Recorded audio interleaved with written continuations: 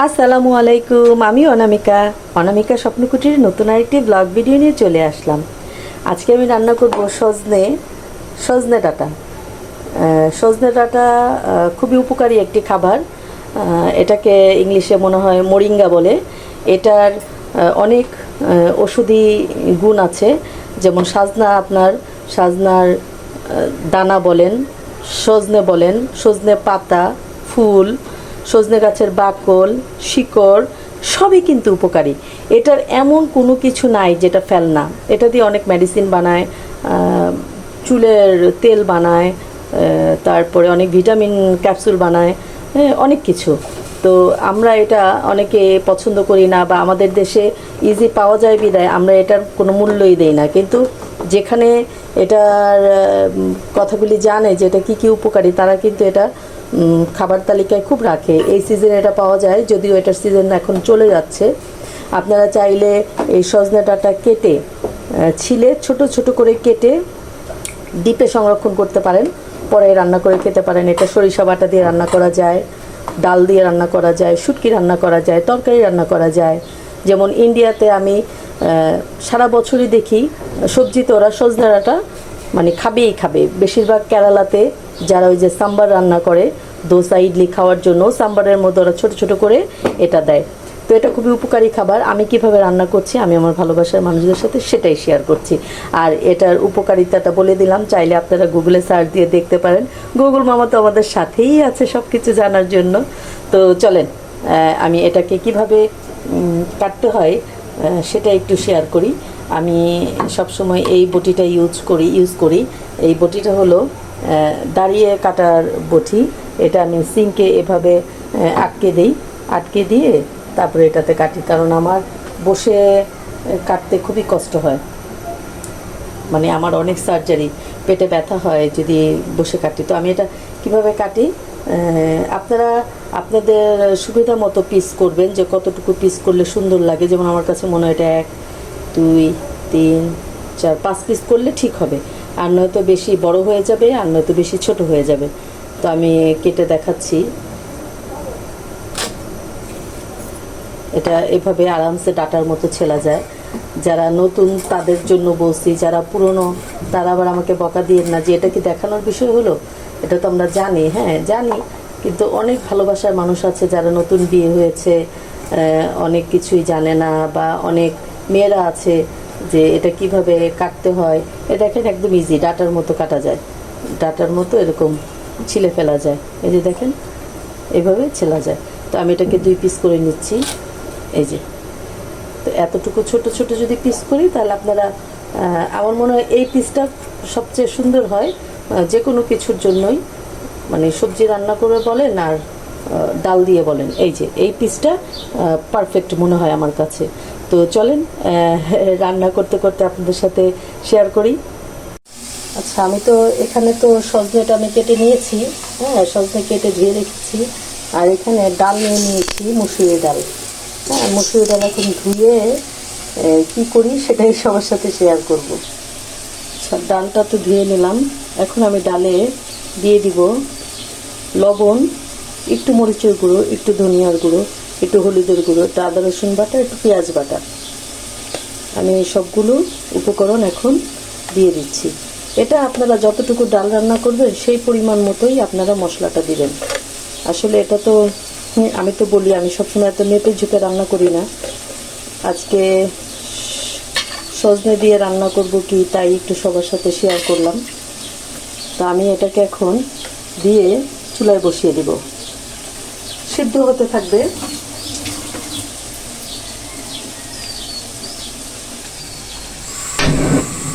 এটা সিদ্ধ হতে থাক, তারপর আবার সবার সাথে শেয়ার করবো যে কি করছি।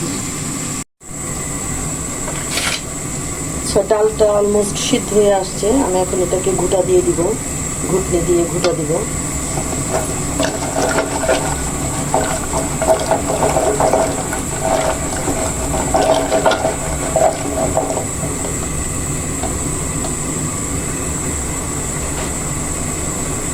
এবার দিয়ে দিব হালকা করে অল্প পানি, যেন আমি সাজনাটা সিদ্ধ হয়ে যায়। এবার এই যে সাজনাগুলো আমি কেটে ধুয়ে রেখেছি, সেটা দিয়ে দিচ্ছি সিদ্ধ হওয়ার জন্য। আপনারা লবণটা টেস্ট করে দেখবেন, কারণ আমি ডালে লবণ দেখতে ভুলে যাই, এটা আমি সবসময় বলি। আপনারা লবণটা দেখবেন। কেউ আবার আমার মতো মানে ভাইয়াদের হাতে বকা খাবেন না। আমার যেরকম সবসময় ঠিকঠাক হয়, এর জন্য আমার চেক করতে ভুলে যাই, কিন্তু সবার কিন্তু একই রকম অভ্যাস থাকে না। আমি এখানে কাঁচামরিচ দিয়ে দিচ্ছি।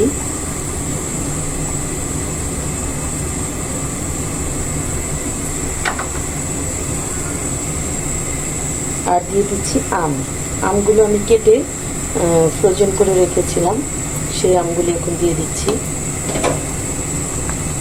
আম সজনে একবার একসাথে সিদ্ধ হয়ে যাবে। এটা সিদ্ধ হতে থাক, আবার আসছি। এটা সিদ্ধ হয়ে গেছে, আমও সিদ্ধ হয়ে গেছে।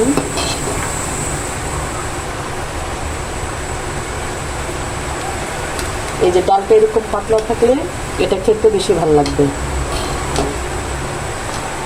এখন আমি এটাকে বাগার দিব বা ফোড়ন দিব। এখানে আমি রসুন আর পেঁয়াজ কেটে নিয়েছি, এটা আমি ফোড়ন দিব।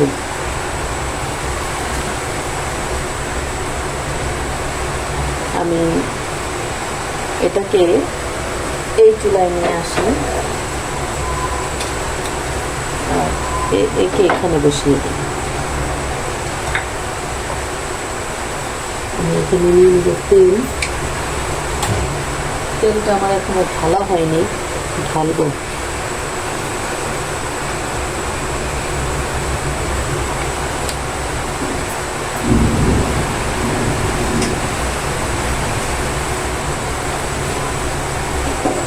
এখন আমি এটাকে গোল্ডেন ব্রাউন করব।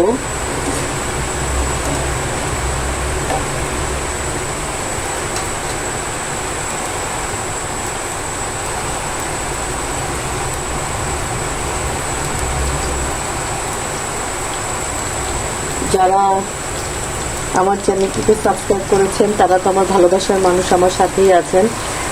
যারা এখনো করেননি তারা অবশ্যই সাবস্ক্রাইব করে আমার ভিডিওটি দেখা শুরু করবেন, আর বেল বাটনটি প্রেস করে রাখবেন যেন আমি আপনাদের ভালোবাসার বোন আপনাদের কাছে পৌঁছে যাই।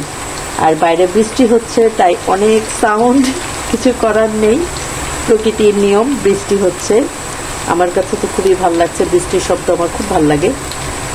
আর আমি সবার জন্য দোয়া করি, সবাই সবার পরিবার নিয়ে নিরাপদে থাকেন, সুস্থ থাকেন। আপনারাও আমার জন্য দোয়া করবেন, আমি যেন আমার পরিবার নিয়ে নিরাপদে থাকি, সুস্থ থাকি। যদিও ইদানিং শরীর খুবই অসুস্থর মধ্যেই থাকি। আর আপনারা তো জানেন আমি এত বড় রোগ নিয়ে ঘুরি, এর চেয়ে বেশি সুস্থ অবশ্যই আমার থাকাও সম্ভব না, বা আল্লাহ আমাকে এর চেয়ে বেশি সুস্থ রাখেন না, বাঁচিয়ে রেখেছেন, এই তো আল্লাহর কাছে অনেক শুকরিয়া। সেই শুকরিয়ার তো আমার কোনো শেষ নাই। তবে সুস্থতাটা থাকা হয় না, শরীরে অনেক পেইন হয়, কারণ কেমোর একটা কষ্ট শরীরে থেকেই যায় সারা জীবন। মানুষ যতক্ষণই বেঁচে থাকে কেমোর কষ্টটা থেকেই যায়, কেমোর কষ্ট থেকে কোনো মুক্তি নাই। আমি সবার জন্য দোয়া করি, আল্লাহ যেন সবাইকে ভালো রাখেন, সুস্থ রাখেন। পৃথিবীতে সুস্থতার চেয়ে বড় নিয়ামত আর কিছুই হতে পারে না। সবার জন্য অনেক দোয়া। আসলে আমরা মনে করি মানুষের টাকায় সুখ, গাড়ি বাড়ি, এগুলোতে সুখ। আসলে প্রকৃত সুখ সুস্থতায়।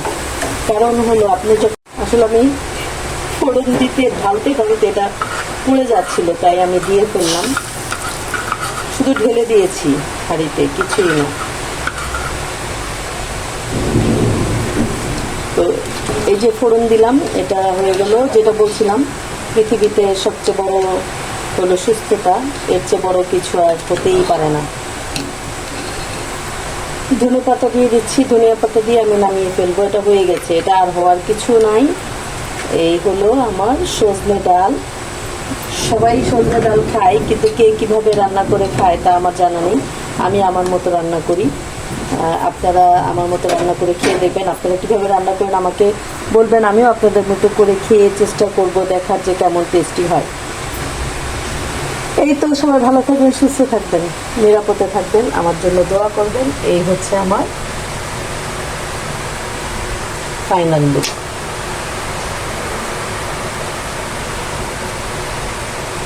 অবশ্যই এভাবে খাবেন। আসসালামু আলাইকুম।